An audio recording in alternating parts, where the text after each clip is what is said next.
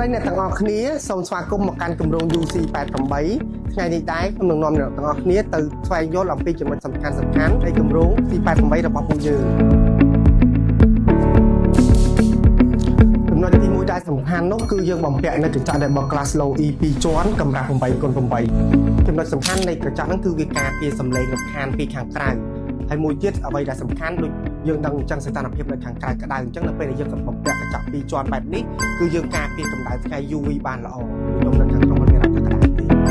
ចំណុចសំខាន់ទី2របស់យើងគឺគ្រប់ unit នៃអគាររបស់យើងសាងសង់ឡើងកម្ពស់ទម្លាក់ពីដានហើយរហូតដល់ 3 ម៉ែត្រជាង1តែកម្ពស់នេះវាផ្ដល់នូវការរស់នៅកាន់តែមានភាពធំទូលាយនិងផ្ដល់នូវផាសុកភាពហើយនេះទៅទៀតគឺពួកយើងបានបំពាក់នៅទ្វារដែលមានកម្ពស់ខ្ពស់រហូតដល់ 2 ម៉ែត្រជាង8តែធ្វើឲ្យបន្ទប់របស់យើងកាន់តែមានភាពធំទូលាយហើយចូលមកដល់ផ្នែកទូរបស់យើងគឺយើងបំពាក់នៅទូដែលមានកម្ពស់រហូតដល់ពីដានហើយទូនឹងដែរយើងមើលទៅមានសភាពថា clean ហើយ quality របស់យើងក៏ខ្ពស់ដែរជាពិសេសនៅក្នុងទូនេះគឺយើងមានបំពាក់ជាដេកបែបនេះដែលអាចឲ្យយើងទាំងអស់គ្នាដាក់គ្រឿងទេសនៅក្នុងនោះបាន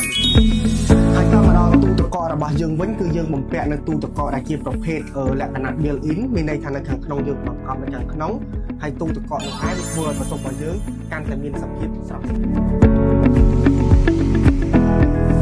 ហើយសម្រាប់ជញ្ជាំងរបស់យើងដែរយើងបំពាក់នៅកញ្ចក់បែបនេះដែលអាចធ្វើឲ្យ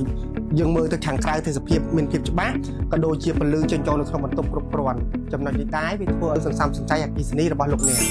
សម្រាប់ស្តង់ដាររបស់គម្រោងរបស់យើងគឺយើងផ្ដល់ជូននៅសម្ភារៈពេញផ្ទះជាមួយនឹងដេកស្រាប់